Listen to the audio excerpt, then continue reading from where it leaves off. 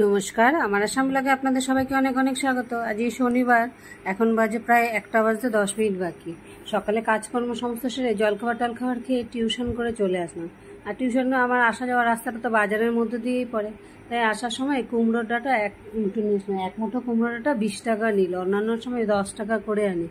আজকে আর কারোর কাছে নেই, একজনের কাছে ছিল, সেই 20 টাকা দিয়েই আনতে হলো। কেন অনেকদিন ধরে ভাবছি ডালের মধ্যে সব সবজি দিয়ে কুমড়োর ডাঁটা, শশা, তারপরে যা কাঁকরোল, ঝিঙে, যা কচু যা আছে সব দিয়ে, আর অড়হর ডাল ভিজিয়ে রেখে গেছিলাম। সেই অড়হর ডালটা দিয়ে অনেকক্ষণ ধরে সকালবেলা যাওয়ার আগে ভিজিয়ে, মোটামুটি 2-3 ঘন্টা ভিজে গেছে, তাই ডালটা বেশিক্ষণ সিদ্ধ হতে লাগবে না, তাই আর প্রেশারে দিলাম না। এসে ঘরে ঢুকে এখন যখন 1টা বাজে, একদিকে ভাত বসিয়ে দিলাম, একদিকে ডাল সবজিগুলো ভেজে নিয়ে ডালটা দিয়ে দিলাম। ভাবলাম আজকে হলুদ পাতা দিয়ে, কুমড়ো ডাঁটা দিয়ে, কচু টচু দিয়ে একটু ডালের মধ্যে সব সবজি দিয়ে করবো।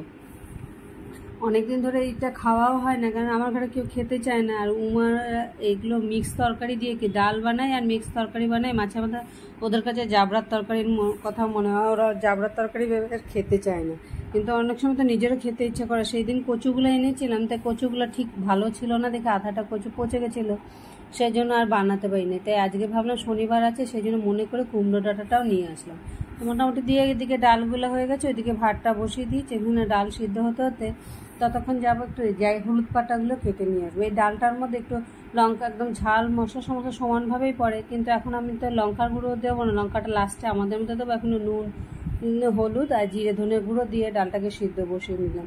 আর টকটা এইখানটার মধ্যে ভাবছি কাটতে গিয়ে না নিচে স্লিপ করে, কারণ এক হাতে দিয়ে ধরে কাটছি তো ঠিক তাই হলো, নিচেই গিয়ে পড়লো। আবার দৌড়ে এসে নিচের থেকে এটা নিতে আসলাম, কারণ না ফট করে কেউ পাড়া টাড়া দিয়ে দিলে অনেক সময় ঘরে পড়া জামা কাপড় পরে নিচে আসি না, কারণ রাস্তার পাড়ে একদম ঘর আর নিচে সবসময় লোকজন থাকে। কিন্তু আজকে উপায় না থেকে আসতেই হলো।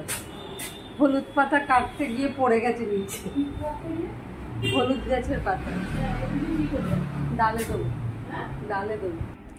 দিদি আবার জিজ্ঞেস করতে আমাকে বললো যে হলুদ পাতা দিয়ে কি করবে, সেই জন্য দৌড়ে এই টাইমে তো আসি না নিচে, সেই জন্যই জিজ্ঞেস করলো। তাই ওনার সাথে 2-4টে কথা বলে উপরে এসে গেলাম, দেখি আমার ডালটাও সেদ্ধ হয়ে গেছে মোটামুটি। আর ডালের মধ্যে একটু লঙ্কার গুঁড়ো, 5 ফোড়ন দিয়ে, শুকনো লঙ্কা দিয়ে ডালটাকে ফোড়ন দিয়ে দিলাম। এবার হলুদ পাতাগুলো কেটে বড় বড় টুকরো করে এর মধ্যে দিয়ে দেবো, ফুটিয়ে এটাকে নামিয়ে ফেলবো। মোটামুটি হয়ে গেছে আমার ডালটা। আর সাথে কুমড়ো ডাঁটা দিয়ে পোস্ত বাটা দিয়ে করো, কুমড়ো ডাঁটা কাঁকরোল দিয়ে। কিন্তু ডালটা খেতে এত অদ্ভুত স্বাদ হয়েছে, আমি সাধারণত হলুদ পাতা খাই না, কিন্তু আজকে খেতে বাধ্য হয়ে গেছি, এত ভালো লাগছে। খেয়ে দিয়ে বেরিয়ে পড়লাম অফিসের দিকে। আজকে তো শনিবার, আর শনিবার করে আমি অফিসের দিকেই যাই। যাওয়ার সময় এখান থেকে কিছু বিস্কিট নিয়ে নিলাম, এখানে কিছু লোকজন আছে ওদেরকে দেবো, দিয়ে বেরিয়ে গেলাম অফিসের দিকে।